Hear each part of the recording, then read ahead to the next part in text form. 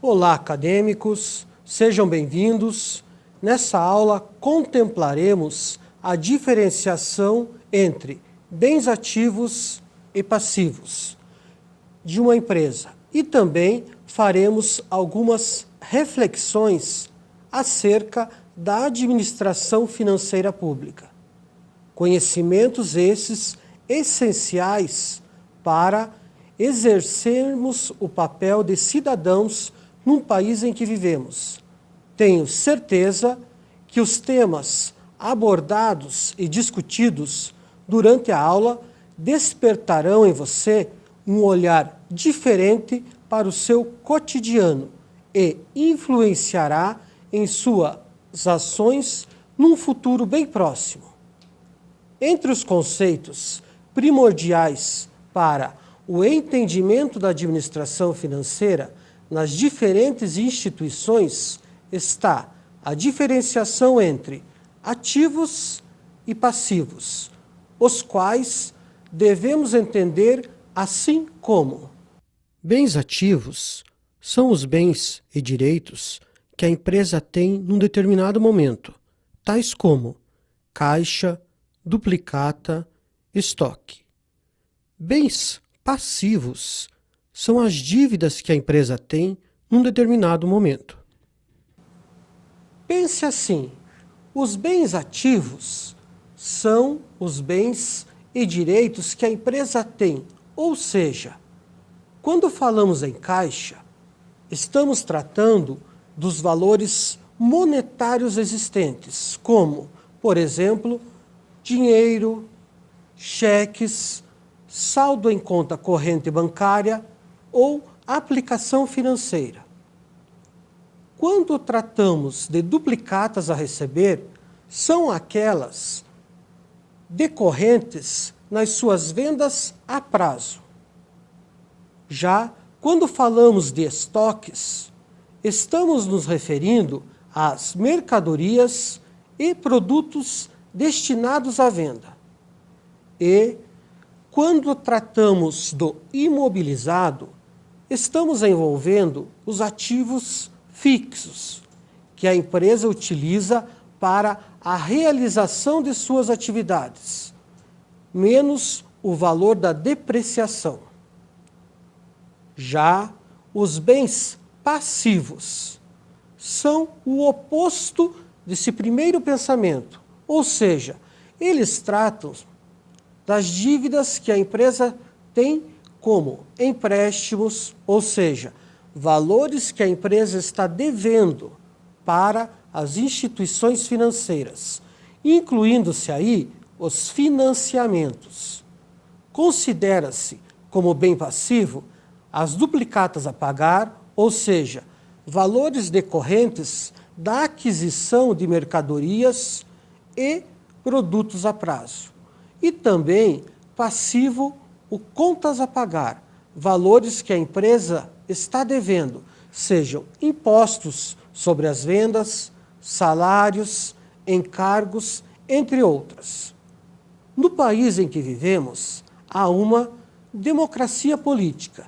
Na esfera federal, temos um presidente da República, na esfera estadual, um governador e no Poder Executivo Municipal, um prefeito. Pois bem, como cidadãos, trabalhamos e pagamos nossos respectivos impostos, não é? Mas, como esse dinheiro é gasto, existe um planejamento disso. Será que nosso dinheiro está sendo aplicado adequadamente? Para entendermos um pouco mais sobre esse assunto, vamos refletir agora sobre a administração financeira e orçamentária pública. A administração financeira e orçamentária pública, também conhecida como orçamento público, está alicerçada nas normas do direito financeiro e tem como objeto principal o estudo da elaboração, execução e controle do orçamento governamental.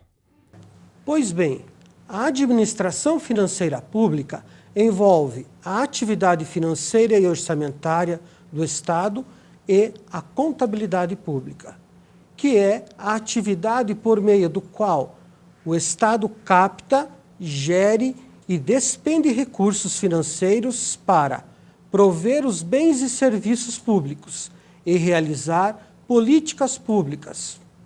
Assim, a atividade financeira e orçamentária do Estado é realizada via execução das receitas e das despesas públicas, que apresentam após um balanço final, ou melhor, um resultado.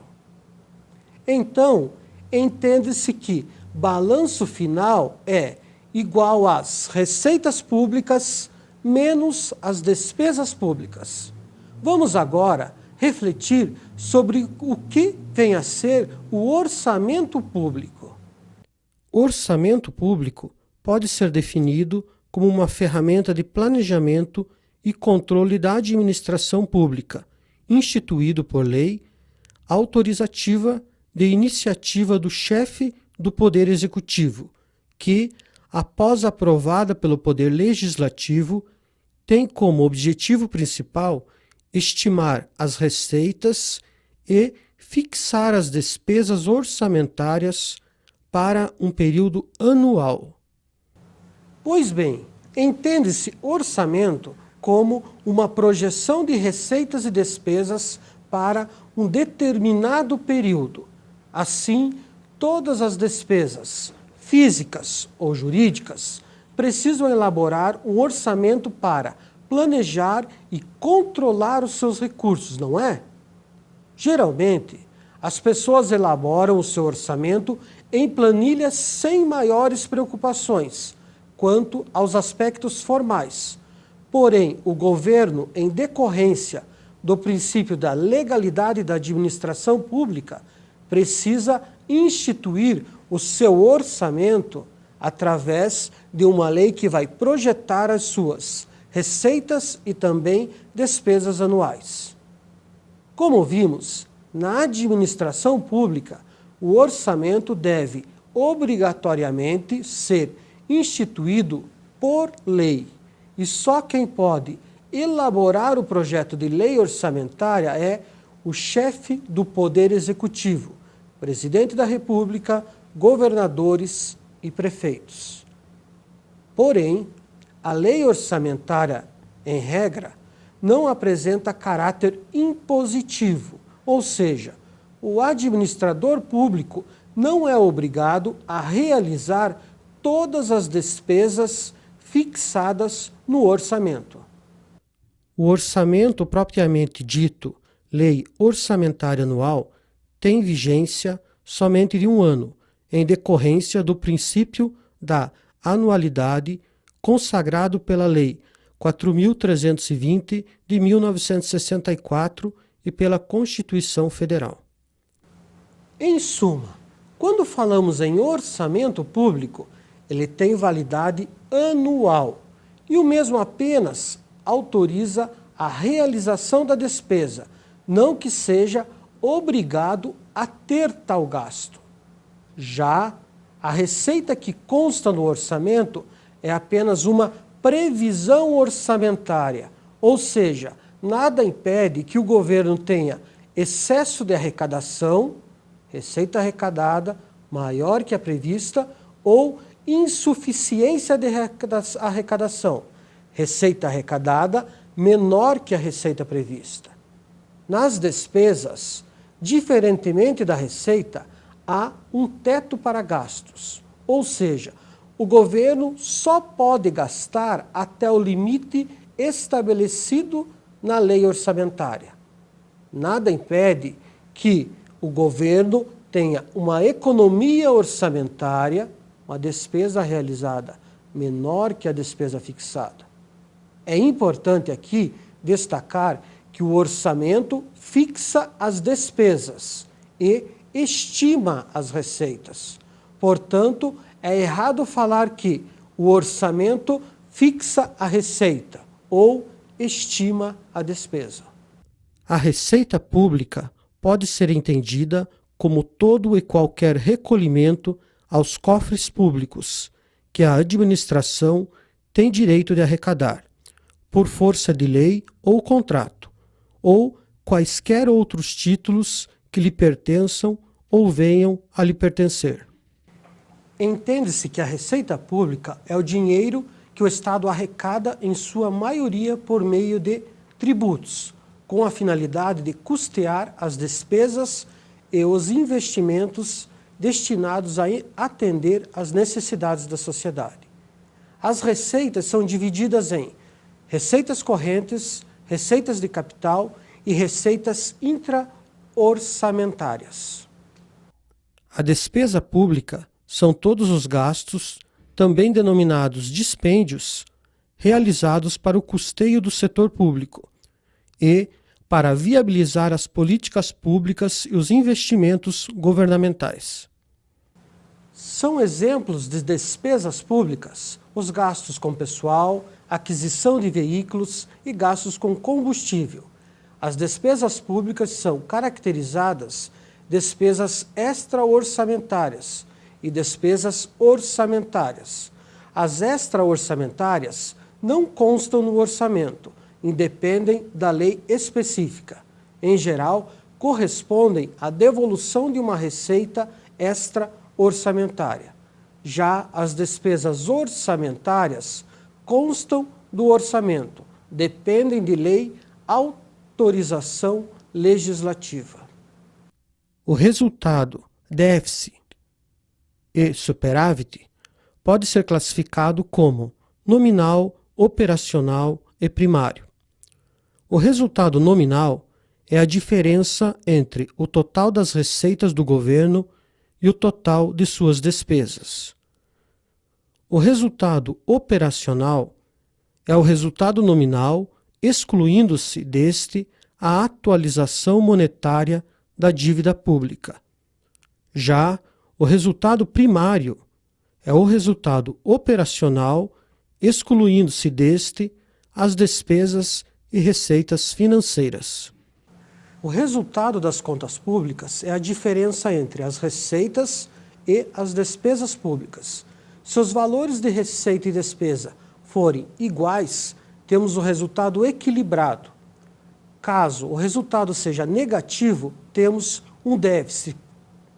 Caso o resultado seja positivo, temos o superávit. A despesa pública é executável em 3 estágios: empenho, liquidação e pagamento. Baseado no fluxograma, a despesa pública passa por 3 fases. Empenho é o primeiro estágio da despesa. O empenho é prévio, ou seja, precede a realização da despesa. A formalização do empenho se dá com a emissão do pedido de empenho pelos setores competentes. A emissão da nota de empenho representa uma garantia para o fornecedor ou para o prestador de serviço contratado pela administração pública, de que a parcela referente a seu contrato foi bloqueada para honrar os compromissos assumidos. Liquidação. A liquidação é o segundo estágio da despesa. Consiste na verificação do direito adquirido pelo credor. Vale dizer que a liquidação se refere à comprovação de que o credor cumpriu todas as obrigações constantes do empenho, ou seja, forneceu o bem ou executou o serviço contratado. Pagamento. O pagamento é a última fase da despesa. Esse estágio consiste na entrega de recursos equivalentes à dívida líquida ao credor, mediante ordem bancária. Como critério de verificação dos estágios de despesas, temos o balanço orçamentário. Chegamos ao final dessa aula. Espero ter contribuído para o crescimento intelectual de todos vocês. Um grande abraço a todos.